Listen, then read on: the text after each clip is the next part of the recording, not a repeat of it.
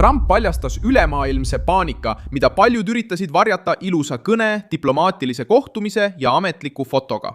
Nüüd, 1. juunil 2026 paistab sündmuste jada ilustamata kujul. Kanada kiirustab Hiinaga teed rajama. Euroopa kiirendab oma kaitset. Prantsusmaa püüab müüa tuumakaitset mandrile. Pärsia lahe riigid otsivad uusi julgeolekupartnereid. Ja Iraan kasutab omaani, et testida jõudu Hormuzi väinas. Vana eliit nimetab seda iseseisvuseks. Aga see, mis välja tuli, oli sõltuvus, hirm ja meeleheide pärast seda, kui Trump hakkas liitlastelt, rivaalidelt ja oportunistidelt nõudma tegelikku hinda kaitse eest, mida Ameerika Ühendriigid olid aastakümneid rahastanud. Mida nad varjasid? Miks nad nüüd jooksu panid? Kuidas Trump pööras selle kriisi nende vastu? Ma räägin sulle sellest kohe kõigest. Kui sulle meeldib selline otsekohene ja selge sisu, siis kaalu tellimist, sest siin on iga päev selliseid videoid. Mark Carney, Kanada peaminister, võttis Ottavas vastu Hiina välisministri Wang Yi ja rääkis stabiilsemast ja konstruktiivsemast partnerlusest Kanada ja Hiina vahel. Tegelikult nägi Ottawa, kuidas Trump karmistas vana kaubandussuhet ja hakkas otsima väljapääsu Vaikse ookeani kaudu, püüdes näidata iseseisvust Washingtoni suhtes. Aga foto Hiinaga paljastab rohkem, kui Carney sooviks. Kui Trump hakkas käsitlema kaubandust, piiri, tööstust, energiat ja kohust, kaitset kui rasket läbirääkimist, jooksis Kanada kiiresti Pekingi poole. See ei ole tugevus. See on liitlase reaktsioon, kes on harjunud etteaimatavate Ameerika Ühendriikidega, kes maksavad palju ja nõuavad vähe. Sõjaväeline valdkond muutis selle sõltuvuse veelgi nähtavamaks. Trumpi vastane meedia püüab seda müüa kui Ameerika kaotust, kuid õige tõlgendus on teine. Trump sundis Kanadat näitama, et nende iseseisvus sõltus Washingtoni otsusest.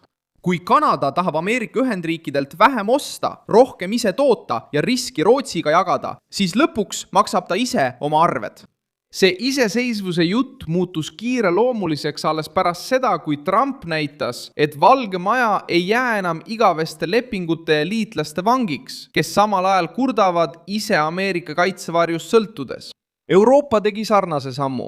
Rootsi otsustas osta Prantsusmaalt 4 fregatti miljardite dollarite väärtuses lepinguga, et tugevdada kaitset Läänemeres. Prantsusmaa ostis samuti Rootsi õhuseiresüsteeme.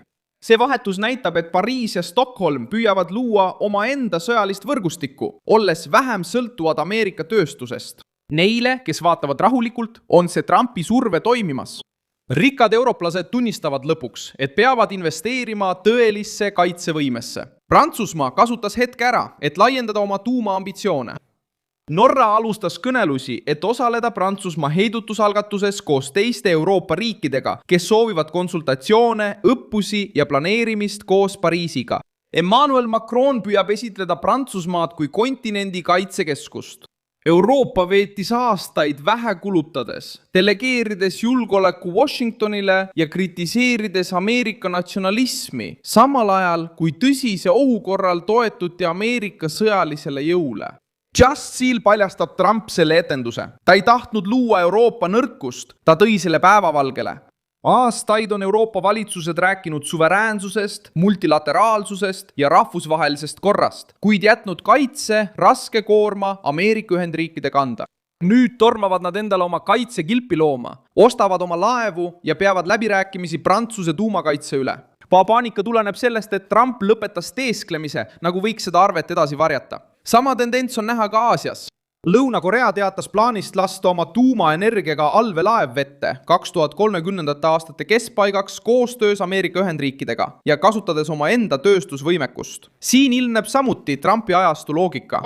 Liitlased peavad tugevdama oma enda struktuuri, mitte lihtsalt ootama, et Washington kõik ise ära lahendab. Lähis-Idas muutus olukord veelgi tundlikumaks.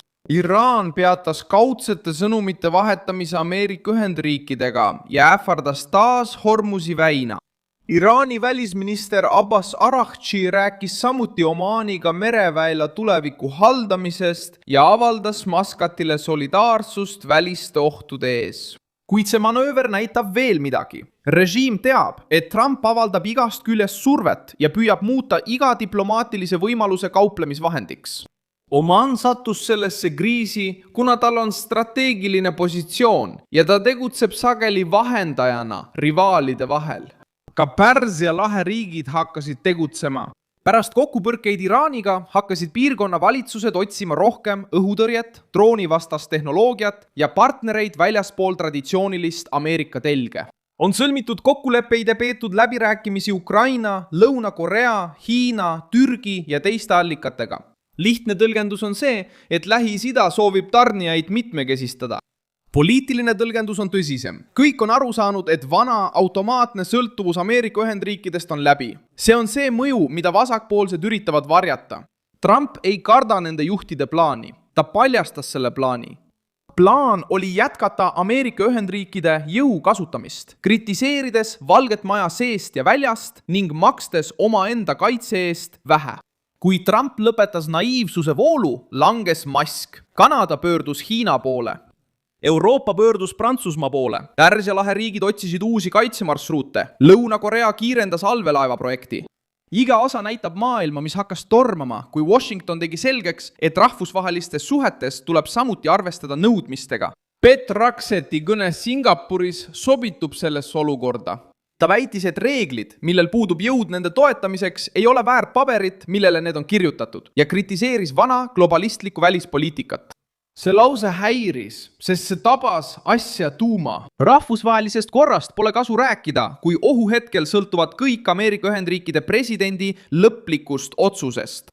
Asjalooline fakt, mis aitab seda hetke mõista, pärineb Nixoni doktriinist, mis kuulutati välja 1969. aastal. Tol perioodil teatasid Ameerika Ühendriigid liitlastele, et nad jätkavad toetuse andmist, kuid iga riik peab võtma suurema vastutuse omaenda julgeoleku eest. Donald Trump võttis selle loogika üle otsesemal, kaubanduslikumal ja karmimal viisil. Välisriikide juhtide meeleheitlik plaan ei sünni julgusest, see sünnib sunnitud kohanemisest. Nad mõistsid, et Donald Trump ei valitse selleks, et rahvusvahelistel konverentsidel nägu säilitada. Ta valitseb selleks, et seada Ameerika huvid taas keskmesse. See hirmutab neid, kes on harjunud presidentidega, kes andsid järele, rahastasid, vabandasid ja nimetasid seda juhtimiseks. Mina olen Milson Alves, Global rahvusvaheliste suhete asjatundja ja minu eesmärk on hoida sind iga päev tõega hästi informeerituna. Uudiste lingid on video kirjelduses.